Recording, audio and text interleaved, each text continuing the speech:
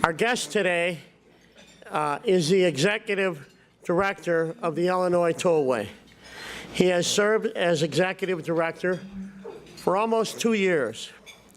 The Illinois Tollway maintains and operates 292 miles of interstate tollways in 12 counties in northern Illinois.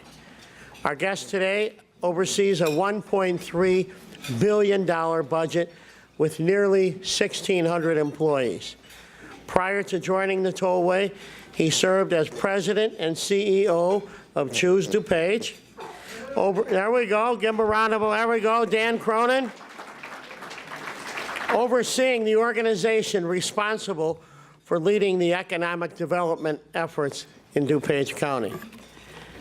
Our guest today attended Marist High School and earned his bachelor's degree from UIC. Ladies and gentlemen, Greg Bedalov. Greg?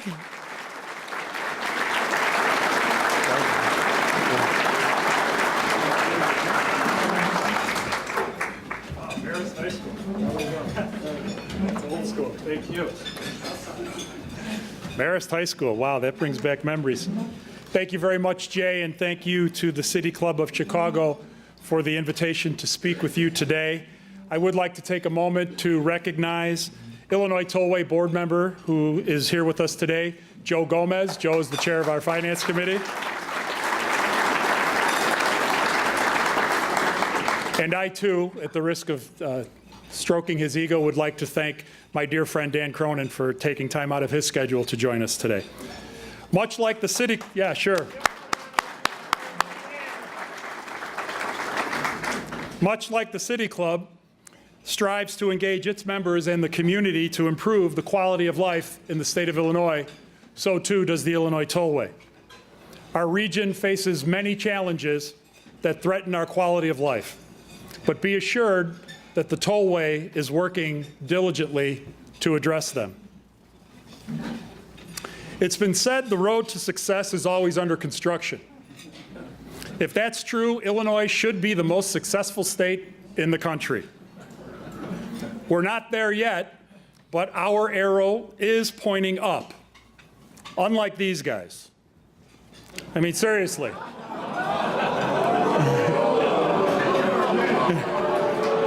What were they thinking? It seems like our baseball teams spend more time rebuilding their teams than the Tollway does rebuilding its roads. While we're waiting, and hopefully it won't take 108 years, there are 3 key questions that we at the Tollway believe we need to ask ourselves regarding our transportation infrastructure. Number 1, how can we be more forward-thinking in developing innovative solutions for the regional transportation network? Number 2, how can we keep the conversation going with local communities and other stakeholders to make sure we're addressing their needs? And number 3, what's at stake for our region if we fail to address our current and future transportation infrastructure needs? Here's the issue. Much of Illinois' infrastructure needs help. We could only muster a C- in a recent industry report card.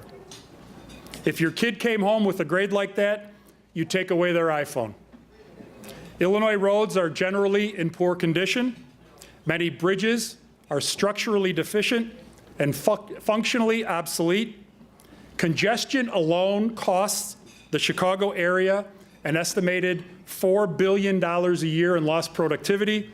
And on top of that, driving these roadways costs Illinois motorists $3.7 billion a year in extra vehicle repairs and operating costs. That's nearly $570 a year per driver in the state of Illinois. You could drive through the Irving Park Toll Plaza twice a day for a year with that money. Or if that's not your idea of fun, you could take yourself and 10 friends to Great America. So how do we address these problems? Lock everyone in a room and take away the Wi-Fi until they come up with a solution? No.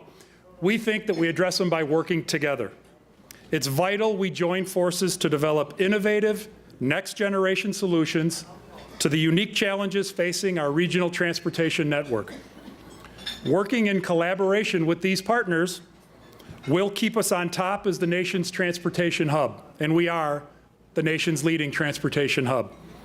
It'll maintain safe, efficient travel options to keep people and goods moving. It'll take things to the next level by coming up with solutions to improve mobility, stimulate economic development, and create jobs.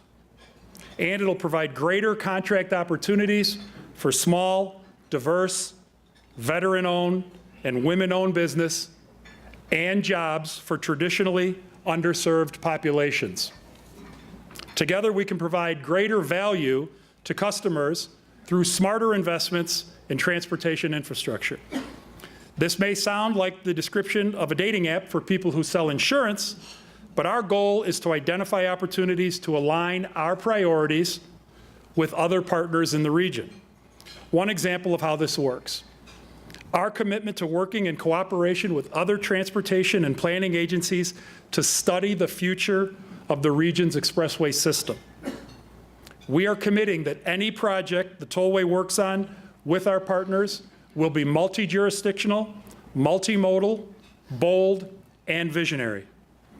These projects will seek to leverage new technologies, address growing freight congestion, and provide enhanced transit options for the entire expressway system. Acknowledging future fiscal and land constraints, these projects will also determine what investments are needed to make the existing expressway systems better, as opposed to simply expanding it. We simply cannot grow our way out of congestion. Bigger is better might apply to a Maggiano's cannoli, which ironically we just all got, but it's not necessarily the case with expressways.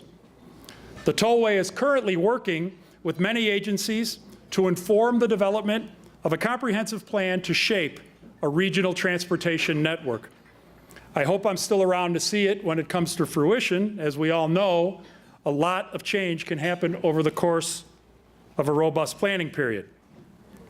Not long ago, some of us guys dressed like these two, and we dreamed of owning a talking car.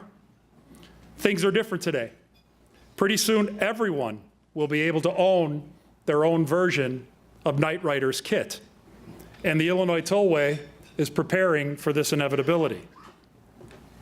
For the Tollway, moving forward, our top priorities include, first and foremost, keeping our existing 292-mile system in a state of good repair. We want to complete the new Illinois Route 390 Tollway and supporting western access to O'Hare Field to open up the west side of the airport and all of the wonderful economic development opportunities that that'll create for our friends in DuPage County.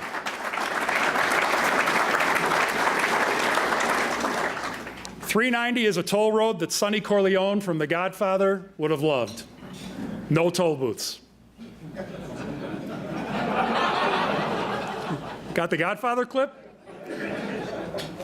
Our newest project, Reconstructing the Central Tri-State. And this is a big one for us, and I'm sure you're all aware of it. To reduce congestion, improve reliability, and accommodate new or reconfigured interchanges for improved accessibility.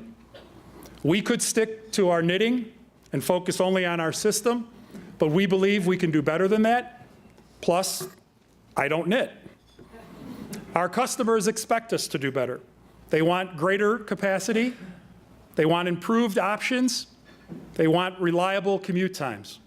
They don't care where the tollway begins and IDOT ends. They just want to get where they're going safely and efficiently. Economic development and jobs doesn't care about boundaries either. Businesses want greater access to markets, and people want access to jobs, whether it's along the tollway or beyond. Businesses will relocate, they will grow, and they will invest because they recognize the value of a transportation network and the competitive advantages that it gives them. What makes sense is creating a seamless transportation experiences for customers as they travel through Northern Illinois and forge partnerships to grow their economy, our economy, and create jobs. So, what does working together on a regional transportation solution look like? Let's consider our Central Tri-State Reconstruction project. This is a project we had on the books as part of the original Move Illinois program to keep the system in a state of good repair. My first week at the Tollway, the staff briefed me on the project. The Tollway board had previously approved $1.9 billion to reconstruct 22 miles of 294 from 95th Street to Balmoral Avenue. The plan was to basically, as most of you know, tear it up and put it back the way we found it. But it seemed like an opportunity to be perhaps a little more forward-thinking. So I asked staff to take another look at it. I-294 is the workhorse of the Tollway system. It currently has the highest volume of passenger and freight traffic, and it sadly has the worst level of congestion and traffic delays. Choke points and bottlenecks at interstate-to-interstate interchanges also exist. Clearly, it needs a makeover, but we have to work together to make sure the makeover is done right. Consider this guy. You see him on billboards up and down the tri-state. His makeover works for him.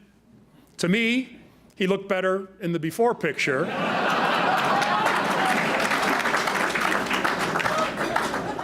Grass doesn't grow on a busy toll road.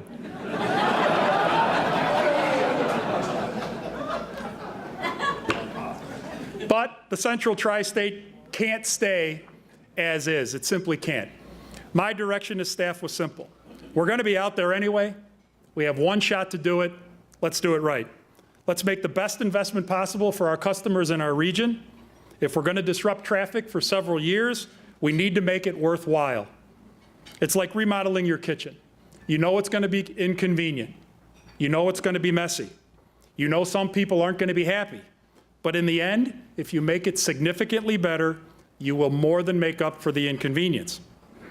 We, the Illinois Tollway, and our transportation partners are not limited to the art of possible. We don't have to resign ourselves to what only can be. We always have, and we should continue to make bigger, better plans that make a positive impact well beyond our borders. So we came up with an alternative. The new concept for 294 commits an additional $2.1 billion. You're welcome. You're welcome.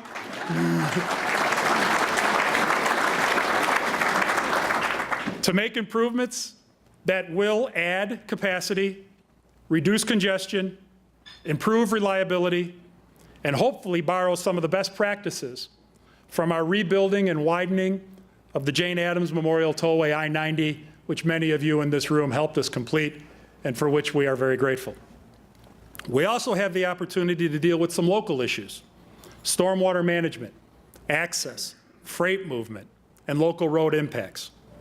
Our board approved moving forward with planning last month, and we received tremendous support for what is now a $4 billion program for 294.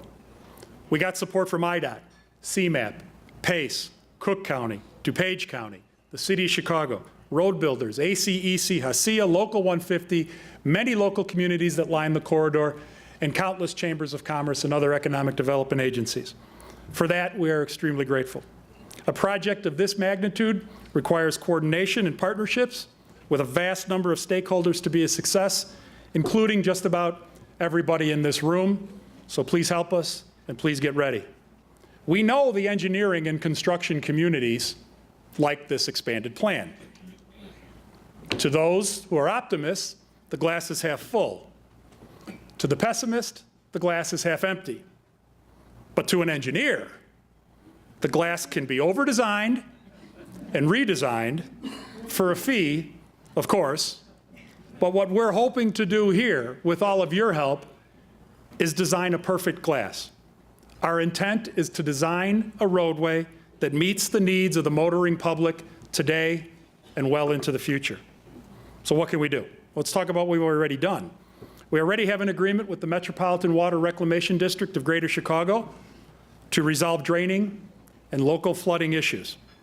We have an opportunity to collaborate with IDOT on improvements for existing interstate to interstate exchanges, including the dreaded 294, 290, 88 nightmare, and including 294 and 55.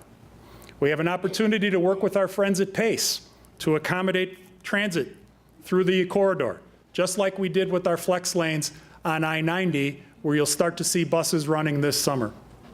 We have an opportunity to work with Cook County and other local communities to improve access with new interchanges, such as the 88th Avenue, Cork Avenue interchange in the Village of Justice, who's taking the lead on pushing this project forward. We're also looking to collaborate with 30 communities, 5 railroads, and multiple utilities to get this project built. We will make every effort to reach out to anyone who works or lives anywhere near this 22-mile corridor, and if you don't hear from us, we certainly want to hear from you. 294 is intended to replace an outdated, frequently congested roadway with a modern 21st century corridor. It'll serve better as a critical cog in the region's transportation network. It'll allow customers to travel more safely and efficiently for the next 75 years. We are taking a 75-year view on this road, which is very difficult to do with autonomous vehicles and connected vehicles coming. The benefits are significant, as you can see on the screen behind me. The only thing we won't be able to do for Central Tri-State customers is satisfy anybody's desire for a flying car or a magic carpet. We know that one of the obstacles other transportation agencies face is funding or lack thereof.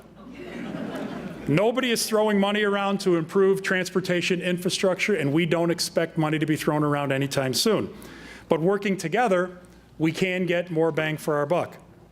We're going to be a team player. We want to be part of the solution by encouraging transportation partners to leverage capital, to push for funding of projects that address the region's biggest challenge, perhaps in coordination with what the Tollway has already gotten the authority to do. We want to work with local communities for roadway and interchange cost-sharing opportunities. Bring us ideas on how we can develop a funding plan. We want to respond to the needs of local governments in the region to make the most efficient use of existing tollway resources. We want to work with other transportation agencies to be as innovative as we can, including tolling options for other transportation agencies that don't have that capacity right now. We saw how effective it was working in partnerships with other communities, and we're going to continue to do so. Let's take I-90 as an example quickly. Across that 62-mile corridor, we built 10 new or improved interchanges with numerous partners, provided new access to communities, and sparked economic growth throughout the region.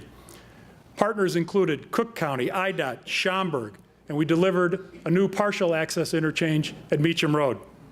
We worked in partnership with Cook and Schaumburg to build a new full access interchange at Roselle Road, and the economic development benefits are already beginning to shine through. These are 2 prime examples of how we can enhance our system to improve the entire regional economy. But it's time to be creative and make sure we're looking at the needs of the region, how we can support these investments and show value for our customers. Our futures are linked, you to us and us to you, much like Laurel and Hardy, Martin and Lewis, and maybe even these guys. Might be what it takes to get through this project. You get the idea. And maybe it'll be legal in Illinois one day, who knows? You can get more done in partnership than you can on your own. We pledge to make the most of our available funds. We will create opportunities to integrate multimodal solutions. We will build a state-of-the-art 21st century transportation network that serves the needs for generations to come, and we will provide greater contract opportunities for small, diverse, women, and veteran-owned businesses as we move forward.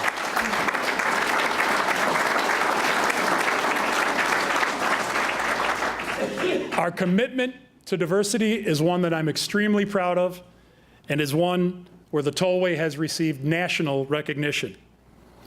Our current capital program has provided a vehicle to promote diversity and inclusion, so in the end, we have a workforce and a consulting workforce that reflects the communities we serve.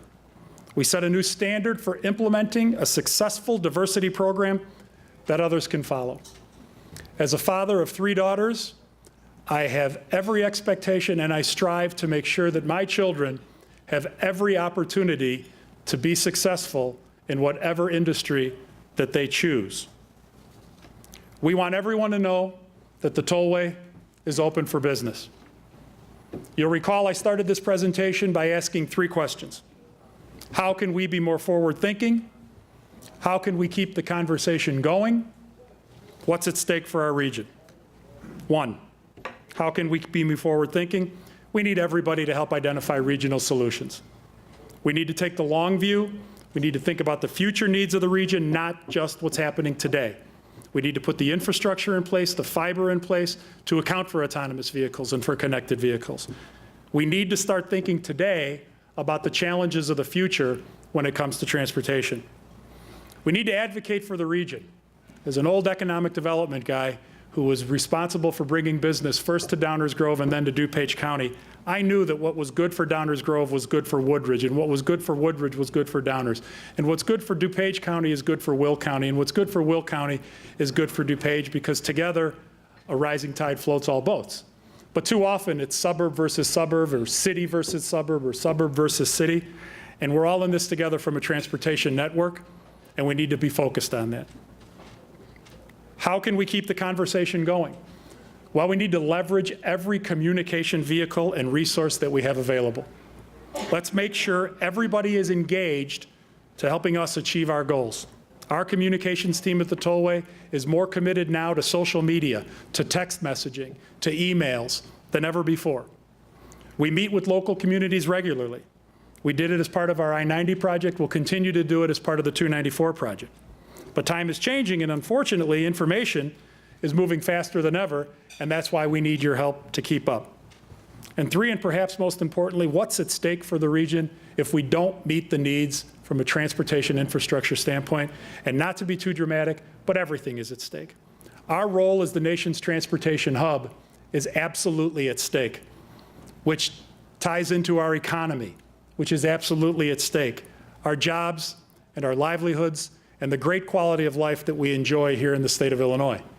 So everything is at stake, and we need to make sure that we're doing everything we can to make sure that we keep Illinois on the road to success.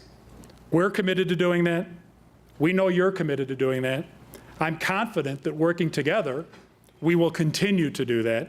I would like to take a moment to thank the executive directors who came before me, many of whom, I feel like this is where all of the living presidents are brought together for a photo opportunity, but I know Tom Kukolich is here, Brian McPartlin is here, Jack Hartman is here, and Christy LaFleur is here. If there's any other ones who are here.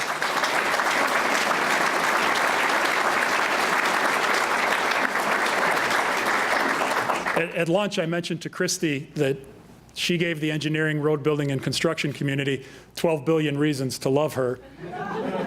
I'm only giving you another 2.1 billion, but I hope you'll love me just as much. I also want to thank Governor Rauner and the Tollway Board for their leadership and their guidance and their support. And last but certainly not least, I do want to thank the Tollway staff. I'm an economic development guy who got an opportunity to run a major transportation agency. An executive is only as good as his staff. Many of them are here today. I'd like to ask the Tollway representatives to stand and be recognized. Come on, Tollway people, stand up.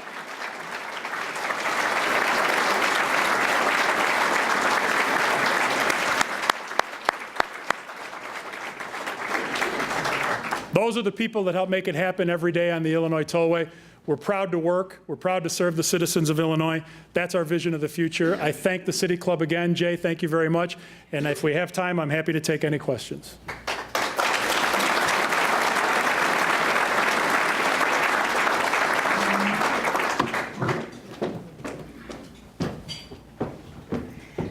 So, Greg, I didn't know you when you had hair, but I'm just hoping that, that was a made-up picture, wasn't it? It was made up. Oh, great. That's a pretty... I used to have hair when I worked for Cronin. See, Dan, you did it, didn't you? He missed it. You got to be quicker than that. So thank you very much. There was an elected official, Kimberly Jones, Maine Township trustee. Sorry we missed you. Our apologies. All right, so here's my thing. If you guys don't ask the question now and then you line up like 20 deep afterwards, I'm just gonna start calling you chickens because you don't want to ask your question in front of everybody. The first question is Peter Scozzi. See, here's the deal. When it's a crowd I'm not familiar with and the speaker knows more, you guys make me look bad. BNSF Railway, when will we be able to use iPass, for CTA driving or something about a cheeseburger? Buying a cheeseburger. Peter, that is a fantastic question. And with all due respect to the previous executive directors, they had a system that simply would not afford the technical capability to do that type of activity. And I'm very pleased that we are, Shauna Whitehead is here, she's our Chief of Business Systems. We are on the cusp of completing a new back office system that hopefully will enable the Tollway to use your iPass in a downtown parking garage, or use your iPass as you go to Wrigley Field or Guaranteed Rate Field or the United Center. Because I agree with you that we need to have more interoperability. We think of interoperability at the Tollway as does your iPass work in Indiana and does Indiana's work here? But there could be so much more that we could do in cooperation with the City of Chicago, in cooperation with the Venture Card to make one device more compatible. We finally have the back office system installed that gives us the technology to do that. And we are moving, I don't know what acronym Shauna calls it. I think of it as now we're looking at the aftermarket parts for the back office system, and that is absolutely under consideration. A year, 18 months before we have anything definitive.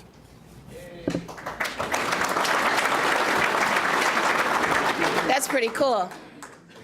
So another name I'm getting ready to butcher, Harvin Singh. Was I close? Perfect. Yes. Singh and Associates, you came to the Tollway from the private sector. How has the transition into transportation been has been most interesting and most rewarding at the same time? That's a great question. I did come from the private sector. I worked in the private sector for 20 years, a company called Nalco Chemical out in Naperville. Went down to Florida for a little bit, and Cronin grabbed me, and then here I am at the Tollway. But in terms of the transition from the private sector to the public sector, I can say without fail that the coolest thing about working at the Tollway is the fact that I think I had no transportation experience, and I thought, forgive me, throw down some asphalt, some concrete, put up a toll booth, and collect some quarters and go home at the end of the day. And the work that is done at the Tollway is just so fascinating from an engineering standpoint, from a planning standpoint, and an execution standpoint. And a lot of the characteristics of the private sector exist within the Tollway. Remember, we're a non-appropriated agency. So the only way the Tollway gets its funding is if we provide value to the customers and the customers continue to use it. And I inherited a system where a lot of private sector business-like decisions were being made, and I think I've continued that approach. John O'Halloran, are you here? Okay, in the back there. Of Stantec, what's the status of the Route 53 extension? It's been under development for 50 years. Is that a good enough answer? No. The status of the 53 extension is that several months ago, the Tollway Board voted on an environmental impact study to move forward with that. It is a 60-year project in the making, and it is, we all know about the transportation and congestion issues in Lake County. And the board is currently evaluating, and it will be a board decision, what the next steps will be regarding the EIS, which I would remind everyone is nothing more than a study to outline potential options and potential solutions. Stay tuned. I thought you were right, because I think there's construction just everywhere. What's the saying about Chicago? Two seasons, winter and construction. I think we went straight through winter with construction this year, for any of us who work in the loop. Tim Martin? Hi, Tim. This is going to be a tough one, I got a feeling. I don't think so. Jacobs Engineering, he says you laid out an open and ambitious plan as a tollway as a leader of the industry. What do you see next? I knew someone was going to say, hey, okay, great, thanks for 294, what's next? So what we see next is looking at this regional plan that we're working with our partners on, Tim, and identifying what the next needs are. Upon completion of the Move Illinois program, the tollway, from its previous leadership to current leadership, will have rebuilt every single mile of the existing system over the last, I think it's Rocco would know this if Rocco's here, over the last 25 years. So what's next, I think, is technology. And we'll identify where additional transportation needs are. Do we need more roads? Those kind of answers are almost self-evident.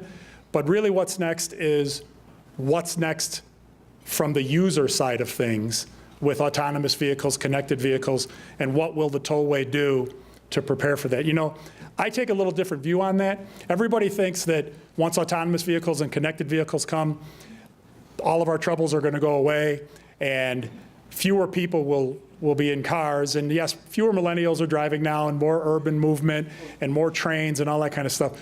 But put any one of my 3 driving age children in a vehicle as opposed to public transportation and tell them you can do the same things in your vehicle that you can do in public transportation, I think there's going to be more cars on the road. So we need to prepare for those types of inevitabilities. And my staff told me not to say this, Tim, but I'm going to say it anyway. Let us get through the Move Illinois program, will you? There hasn't been a question on minority development, but you did great explaining your outlay, but there's not been a question. So I'm telling you, if one of you guys is up here and you ask that question, I might just stay up here to see if you're going to ask it, because you don't want to ask it in front of everybody else. Jeff? No. Oh, there's only so many Jeffs in here. You got to know which one he left. Jeff Remamek. Man, if you asked the question, why don't you put your hand up? Okay. So American Foster, he says, thank you for expanding Central Illinois Tollway. How did you do this without raising tolls? Without raising tolls for the $2 million? Another great question. So number one, the bond market has been very favorable to the tollway since the Move Illinois program began, and we're getting better pricing than we thought we would get on our bonds. Number two, passenger volume, freight and non-freight transactions are up on the tollway year over year over year and exceeding forecast and exceeding expectation. So we have more revenue. Number three, the tollway, quite frankly, is the beneficiary of very aggressive pricing because there's not a lot of other transportation work happening in the state. So the combination of really good pricing from the bond market, increased revenue from our customers, and aggressive pricing from the construction industry, combined with what is currently a very sound financial program at the tollway, allowed us, and I know my chief of finance is here, and every time I go down this road, his head begins to explode, allowed us to do this and keep the financial markets happy without a toll increase, which we're really happy we were able to achieve. I like the no toll increase. Nasir Sidoni from Ardmore. So I butchered the name, I take it. Siddiqui, okay, sorry about that. This is a tough question. You ready? I'm ready. All right. Peeking over your shoulder. Kill my buzz, man. Can anything be done to relieve the bottleneck between the toll at Cumberland and I-90? The tollway could take over I-90, take over the Kennedy going into the city, fix the whole thing. But since that might not be the best answer, I believe we're currently working on a flyover from 90 eastbound directly to Cumberland Avenue, which is hopefully going to reduce some of that congestion there. Again, it's all about partnerships with IDOT and working in conjunction with them to develop a solution. But I know that there is a flyover that's currently on the books for part of Move Illinois, and we'll see how that works. Clearly, O'Hare, the economic engine, nobody wants to go to a restaurant where you can get a seat right away. So some of the congestion is a good thing because of the economic activity that O'Hare has generated. But we're working on the flyover. I think Greg has given us a wonderful presentation. Really, I think it's been one of the best that we've had. Did you do that yourself, or did you have people that did all your stuff? Right? Your staff is awesome. Sorry. It was a team effort. It really was.